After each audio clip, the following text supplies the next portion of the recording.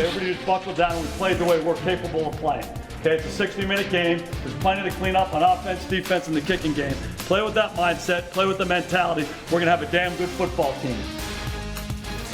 Jason Garrett after last week's win over the Miami Dolphins, and this is special edition for week 4 of this 2019 season. Bill Jones along with Nate Newton and Daryl Johnston. Rick Goslin is away this week as the Cowboys head to New Orleans. Sunday night football in the Superdome against the New Orleans Saints, trying to go to 4-0 on the season for the first time since 2007, and so far so good. Daryl, let's start with you. The 3-0 start to the season, that's exactly what you're shooting for, but now things start to get really interesting. Yeah, we're going to start to see what this team really is made of when you look at the next 2 games, especially the New Orleans Saints in New Orleans and then the Packers coming here to Dallas. I think you get a better indication there. And we're getting to that end of the first quarter of the NFL season as well. And I think that that's when teams will really start to improve, because this month of September, those first 4 games really is an extension of training camp. So what were the things that you felt you needed to work on? Where did you need to grow and improve?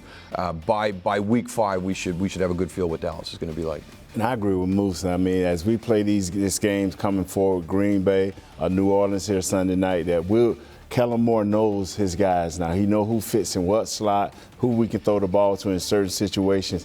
It's time to go now. It's time to crank it up. As what the Roman Emperor once said, Julius Caesar, let the games begin. You know, and with 3 wins against teams that have combined for only 1 win, I hear questions out there, do we really know what the Cowboys have right now? Well, you play whoever is on your schedule, and that's what's been laid out for them. What do you know about this Cowboys team through 3 games, Daryl? I do know that really right now we'll talk about Ezekiel in the running game and that great offensive line, but I think the next step that Dak has taken this season, where it's really starting to become his team, this offense kind of flows through the performance of Dak Prescott now, not the performance of the offensive line in the running game. If you were to be able to slow that game down, that running game down, you still have to contend with Dak Prescott and the receivers that he have. And I like the way that Kellen Moore has called the game. He's very aggressive. They've had negative plays happen, and he comes right back and goes downfield again, stretching defenses. So I think we have a different approach and a philosophy on the offensive side of the ball. The defense, Yes. which is surprising, really needs to start to pick up their side of the ball.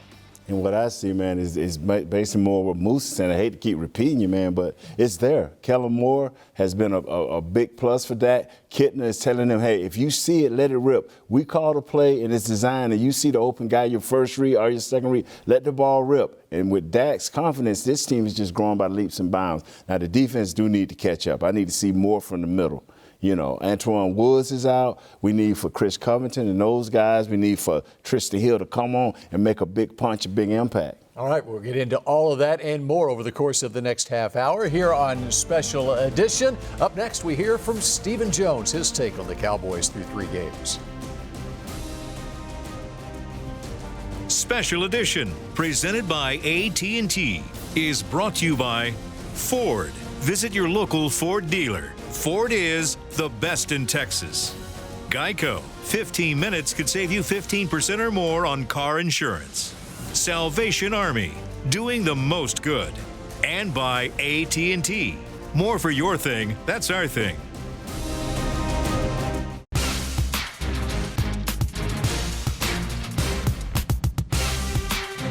This segment is brought to you by the Texas Lottery. The Texas Lottery proudly supports Texas education and veterans. Play the Texas Lottery today. What's up, Cowboy fans? Nick Eatman here, along with Stephen Jones, Cowboys Chief Operating Officer. Stephen, everyone's excited about 3-0. Everyone's excited about the way this team is headed. And then going to New Orleans is always going to be fun, but what a matchup you've got on your hands here with the Saints. Well, this is going to be a big one, obviously. The Saints were, right there knocking on the Super Bowl door. And, of course, I know their fans and Coach Payton and the players believe, if it weren't for that call, if you will, then, they would have gone to the Super Bowl, and who knows what would have happened. Obviously, Dak's been outstanding here through 3 games. A lot of credit's going to Kellen Moore, and rightfully so. But talk a little bit about Dak's just progression, and he works really hard himself. I mean, he's gotten better just because that's the type of player and person he is. Yeah, well, he's a relentless worker. He's got an insatiable appetite to be great. And this offseason, he had is second to none. I mean, he was totally ready to take the next step. And obviously, through our first 3 games, you can see the improvements that he's made. And I think he's going to go on and have a great year and give us every opportunity to compete for a championship. But my hat's off to him. And of course, you know, he's our leader on our team now. It's his football team. He feels it, he knows it, and we're lucky to have him. It is eye-opening, the difference, the first 3 games last year to this year for Dak Prescott. 9 touchdown passes against just 2 interceptions through 3 games. So, Daryl Johnston and Nate Newton, what do you account for the improvement in Dak from last year to this year? What do you think, Daryl? Really just his commitment to getting better at his craft. And that's one of the things that I've always talked about him. The intangibles for Dak Prescott are unbelievable. And I think one of the big things is when Jason Witten came back to the team, this reminds me of like people seeing your kids for the first time in a long time. Oh my gosh, look how tall he's gotten. Well, we don't see that because they're there every day. We don't see the gradual progression. When Jason Witten came back and was like, oh my gosh, you know, in a year, how much better he's gotten. I thought that was a huge tell for how good he's gotten this offseason. Kitna, John Kitna. I'm going to say it one more time, John Kitna. He's a stickler for the techniques, the mechanics, but what he told Dak in a meeting one time is, I'm not going to teach caution. If we design a play and it's there, drop back, believe in what we've worked on the whole summer and let it rip. And you see this kid with confidence, you see him standing tall, you see him doing what he needs to do. When he come to the sideline, first thing he go flying Kellen Moore, they talk about it, he talk to Kitna, and they get this thing rolling. You saw that in Green Bay where he got a little greedy. I got a little greedy, you know, and hey, that's that Kitna effect. And when I heard my boy Troy Aikman say, hey, I can see the work in his feet, I knew my quarterback know what he's looking at. This kid is ready to go. And those numbers reflected in the yards per attempt. He's up around 10 yards per attempt, which was college-like. I mean, you see that from college kids, but you're looking for 7.5, you know, to be a good. When you get into the 8s, that's a very aggressive offense. It's really executing. Are we talking about 10? Yeah. Yeah.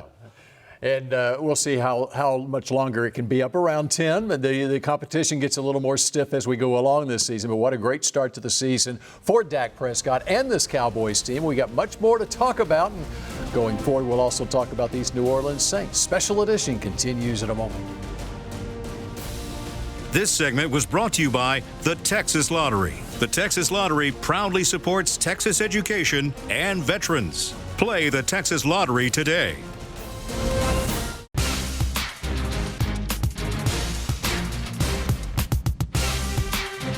This segment is brought to you by Ford. Visit your local Ford dealer. Ford is the best in Texas.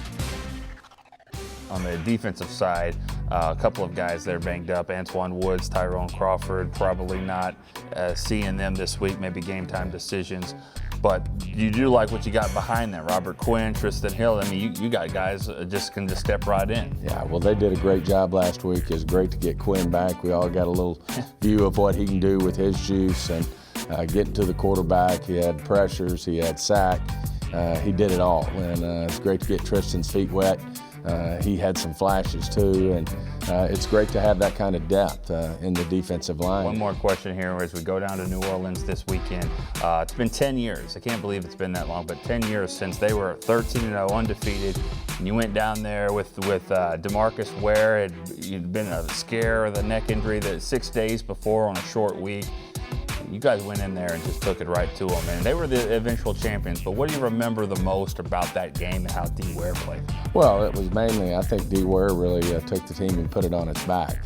Coming off an injury where it really had everybody's attention. Everybody was obviously very scared for what may have happened to DeMarcus Ware, but he certainly stepped up, and I think once he saw he was going to be fine, he got in the rhythm. Yeah. And there was no turning back. Our thanks to Stephen Jones joining us again this week. And let's talk about this defense a little bit and getting pressure on the quarterback. We saw Robert Quinn for the first time in a Cowboys uniform last week against the Dolphins, and he was relentless getting after that quarterback, Daryl. He really was. Maybe didn't have the production that you would think, but the one sack. But as you pointed out, he was very productive all day, always around the quarterback. And that's one of the big things. It doesn't have to be a sack. If you can get the quarterback to move off the spot or not let him feel comfortable. The one thing I'd like to see him do a little bit better better. He is very athletic and fast on the edges. Don't get past the quarterback. Work on that counter to come back underneath. Sometimes he's getting pushed by the pocket, and now you're leaving a pretty big gap there for the quarterback to escape. Oh, he had 7 pressures, and that's kind of what you expect. The guy been off for 2 weeks, now been into the real fire. But once he got going in the second half, he put like 7 pressures, 1 sack, and very, very active. And I'm with you, Moose. You got to line up. Charles Haley says 3 steps, look up, and go to the quarterback. And he had 45 snaps in that game. Probably get a similar number this week against New Orleans with Tyrone Crawford out. And then there's number 97, Tristan Hill. He was inactive the first 2 games of the year, and we saw him for a little bit in last week's game against Miami. How big would it be if Tristan Hill can build off that and come along and be able to provide inside pressure on the quarterback? Yeah, absolutely. And he took a good step, not just build off of that. There's a lot of things for Tristan to work on right now. One of the things he did do a good job was his pad level. I'd like to see him be better with his awareness of what's happening around him, understanding where the blocks are coming from, and sometimes use your eyes a little bit better. He's focused on the technique, but now you got to get a little bit wiser and just become a football player. Definitely. I tell my son here at UT San Antonio, jam, find ball, react. Understand what they're trying to do to you. And believe it or not, learn a little bit about the formations. It'll tell you down and distance. It'll tell you just keep your pad level, get upfield, make something happen. Because if he get upfield and do the right things and get those 25 snaps we're talking about, now these 2 guys on the edge can live free. And as a rookie, you find out pretty quickly it's a big leap ahead to the NFL. And it's going to be fun to watch Tristan Hill, his progress during his rookie season. Up next, let's explore what's going on with these New Orleans Saints besides the loss of Drew Brees. This segment was brought to you by Ford. Visit your local Ford dealer. Ford is the best in Texas.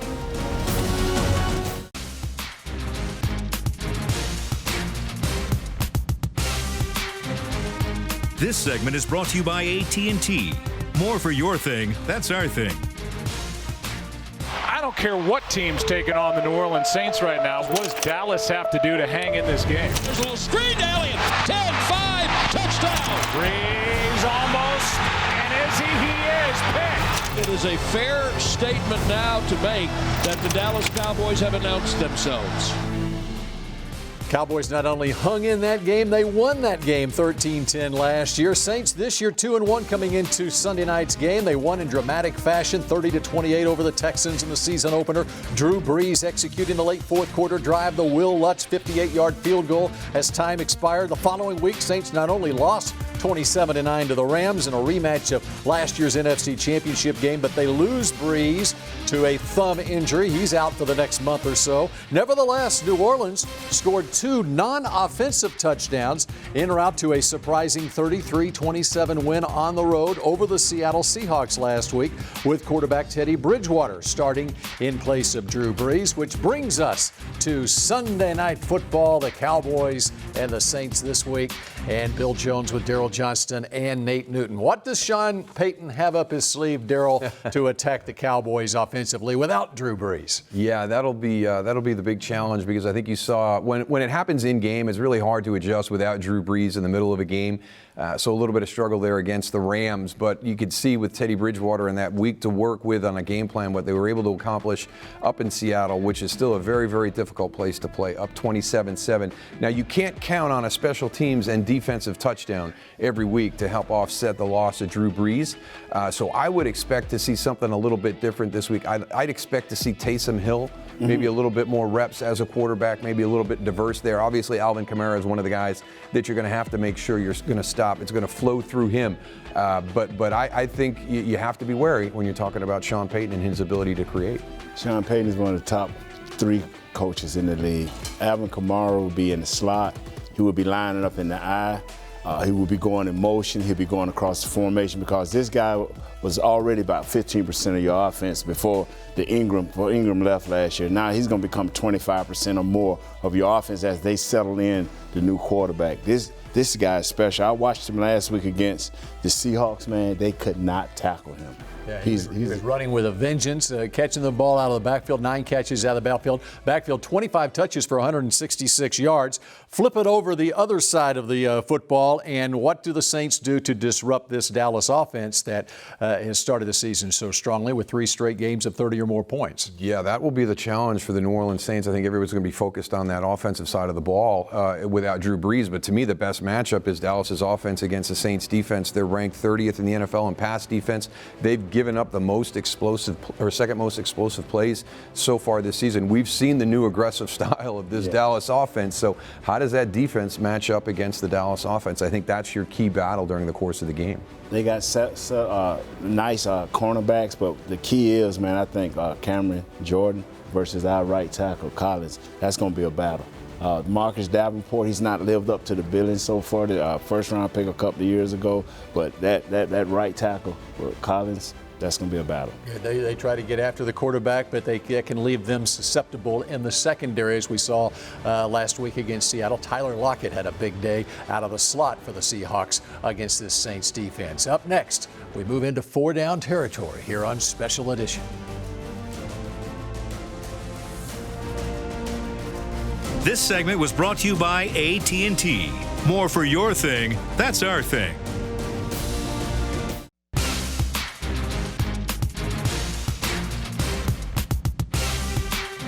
Special Edition, presented by AT&T, was brought to you by Ford. Visit your local Ford dealer. Ford is the best in Texas. Miller Lite, the only beer of the Dallas Cowboys. AT&T, more for your thing, that's our thing. And by NFL Game Pass. You'll never miss a game again. Enjoy full access to coaches' films and game replays from Week 1 to the Super Bowl. Subscribe at DallasCowboys.com/Game Pass. Knocked in the air and picked off by Darian Connor. And Connor is inside the 40, the 30, and tackled at the 16-yard line. Larry Allen. I can't believe that. Give me a break. This guy weighs 325 pounds. Oh, wow. Dan Deerdorf with the call there. Monday Night Football, the Cowboys at the Saints. And Nate, did you win that game? Yeah, we did. I thought we lost it. But Moose said we won it. So, hey, he got a better memory than me. Wow. And a signature moment in the Hall of Fame career of Larry Allen. We move into 4-down territory as the Cowboys head back to New Orleans for Sunday Night Football this time around. And first down, let's go to our fullback, Daryl Johnston. Let's talk running game and how much tougher are the Cowboys with the emergence of Tony Pollard after his performance last week. Well, not just the emergence of Tony Pollard, but hopefully the emergence of Tony Pollard and Ezekiel Elliott together. There was only one snap with them in the game together. Remember, Ezekiel stayed out of training camp. I've always felt the biggest missed opportunity there was the ability for Kellen Moore to build that 2 running back personnel group. And now with the performance that he had, that's just going to accelerate. So I think what they did last week was fantastic, but what's to come this season could be even more exciting. All right, it's second down, and second down question is for Nate. Why do the Cowboys special teams need to have a big impact on Sunday night? Deontay Harris last week hit a 57-yard punt return. Our coverage teams have to be strong and they have to be right. Jimmy Johnson always told us when we went on the road, we want to have a solid run game, great defense, and a stable special teams. And our coverage teams will have to do this because Alvin Kamara does return kicks. Let's cover, fellas. And that Deontay Harris, he is from Assumption College in Worcester, Mass.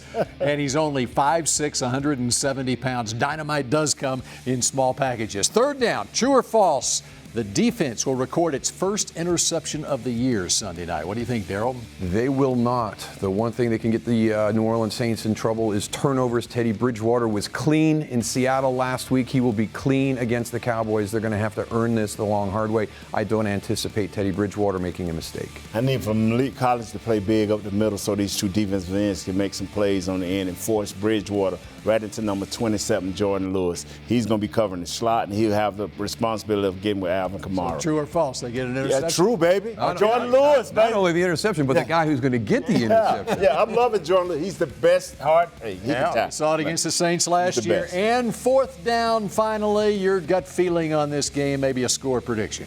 Well, I think we're really going to get an idea of what this Dallas Cowboy team is going to be like moving forward. And obviously, without Drew Brees, does it become a little bit easier? That's the biggest trap for me, in my opinion. It's not going to be easier. We saw that team go out to Seattle, which is a very, very difficult place to play. They're up 27-7 at one point. You better come in with everything you got against this Saints team because they still have a lot of talent on both sides of the ball. And a 1-point win, right? Control Alvin Kamara, and you will come out of there with a 1-point victory. All right, that does it for Special Edition. We will see you again next week.